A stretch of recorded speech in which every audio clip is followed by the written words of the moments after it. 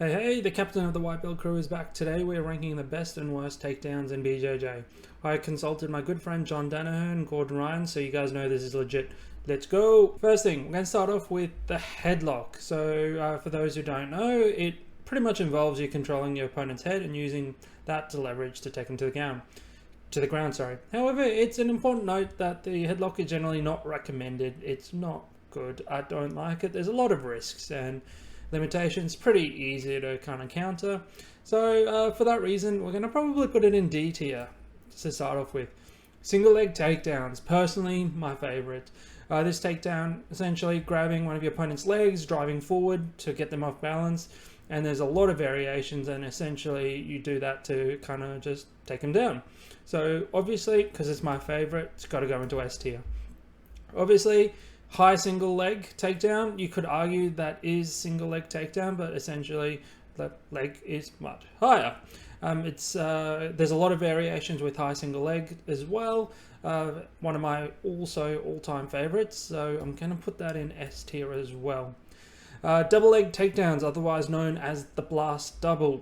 This takedown involves shooting in and driving through your opponent's legs, lifting them off the ground and taking them, down to the mat. I like this. I don't know, probably comes from my footy background, played a lot of rugby. So I'd probably put this in A tier, just personally. Now, we got ankle picks. Essentially, you pull the ankle, push the upper body. Not my favorite, or I just find it's not very effective too often. For that reason, I would personally, don't hate me in the comments, I'd pop it in D tier. Wouldn't recommend this one straight away, but it's still a solid takedown. Next one, we got the flying scissor takedown.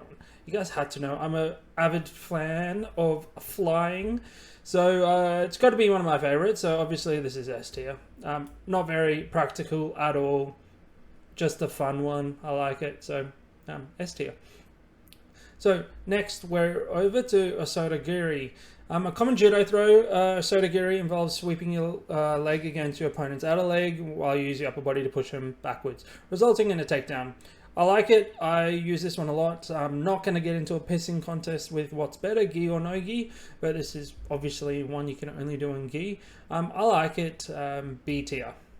At the moment, you could argue A tier as well. Next one, we got the Uchimata, is a hip throw that involves using your leg to lift your opponent's leg as well, and you sweep your opponent off the mat, bringing them onto their back. Pretty good. Again, gi only, so it kind of limits things a little bit. But personally, I do like this. Not usually my go-to still, but I'll pop it in B tier. Next one, we've got the Fireman's carry. In this takedown, you essentially lift your opponent onto your shoulders with the back facing you, and then you transition to control takedown by dropping down to your knee and driving forward.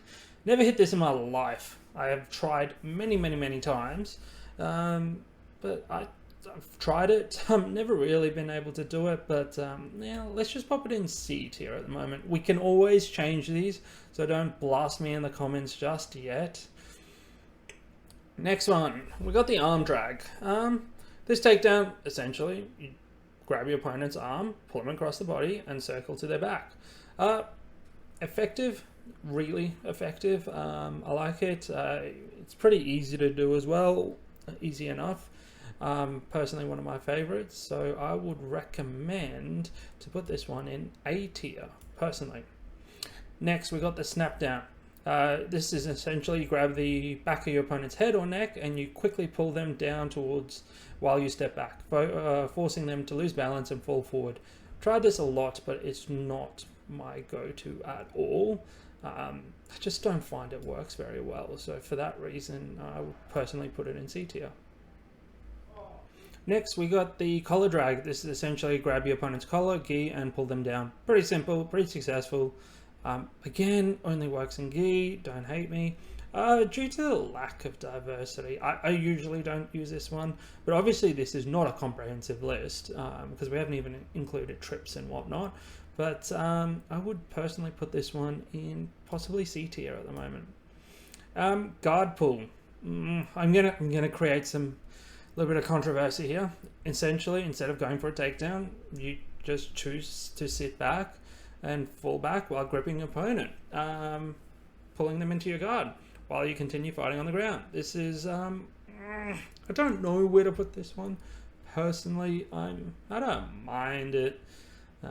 If you don't like takedowns, it's pretty easy to do. It's and you don't really lose too many points for pulling guard unless you're in different competitions which forbid it.